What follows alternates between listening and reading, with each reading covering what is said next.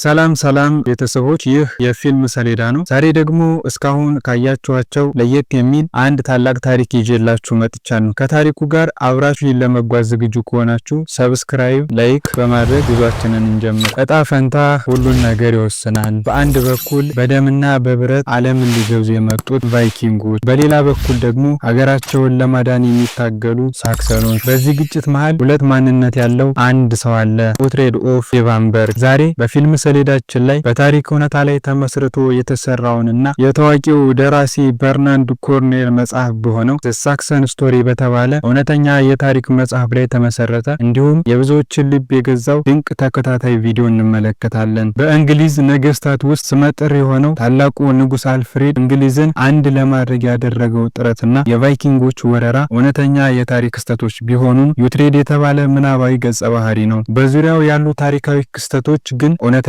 ናቸው። ምንም እንኳን ታሪኩ ለፊልም ተብሎ ቢቀርብም በታሪኩ ውስጥ በኤቫንበርግ ይኖሩ ከነበሩ ባላባቶች ጋር ተያያዥነት ያለው ታሪክ ነው። ታሪኩ የሚጀምረው በ9ኛው ክፍለ ዘመን የዛሬዋ እንግሊዝ ሀገር ሲሆን ኦትሬድ የተባለ የሳክሰን መስፍን ልጅ በቫይኪንጎች ይማረካል። እንደነሱ ባህልና እምነትም ያድጋል። የቫይኪንግ አሳዳጊ ቤተሰቦቹ ሲገደሉ ኦትሬድ ወደ ሳክሰኖች ይመለሳል። በዛን ጊዜ ብቸኛዋ ያልተወረረችው መንግስት ዌሴክስ እና ንጉሷ አልፍሬድ ኦትሬድን አብዝተው ለጦርነት ይፈልጉታል።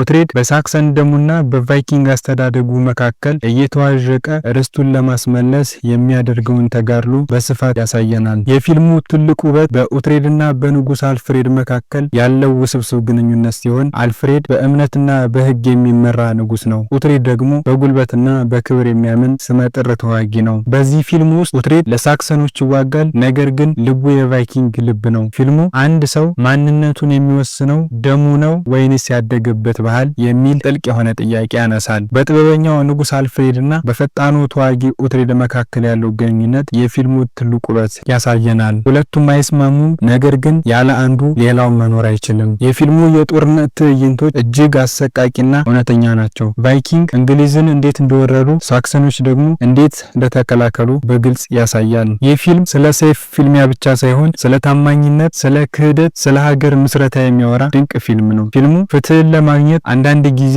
ዋጋ መክፈል የግድ ነው የሚል ትምህርት ይሰጠናል። በታሪክ ሰሌዳ ላይ እንደምንረዳው የኦትሬድ ጉዞ የጽናትና የመከራ ጉዞ ነው። እጣ ፈንታ ሁሉን ነገር ይወስናል። ይህ ዛሬ በሰሌዳችን የዳሰስነውና የታሪክ ገጽ የገለጠው ዘ ላስት ኪንግደም ነበረ። እናንተ በሁለት ወገን ብትከፈሉ የትኛውን ትመርጡ ነበር? የኦትሬድን ጀግንነት ወይንስ የአልፍሬድን ብልሃት? በዚህ የፊልም ታሪክ ውስጥ ይበልጥ የትኛው ማርኳችኋል? አስተያየታችሁን በኮሜንት አጋሩን። የዛሬው የታሪክ ሰሌዳችን ይህንን ይመስል ነበረ።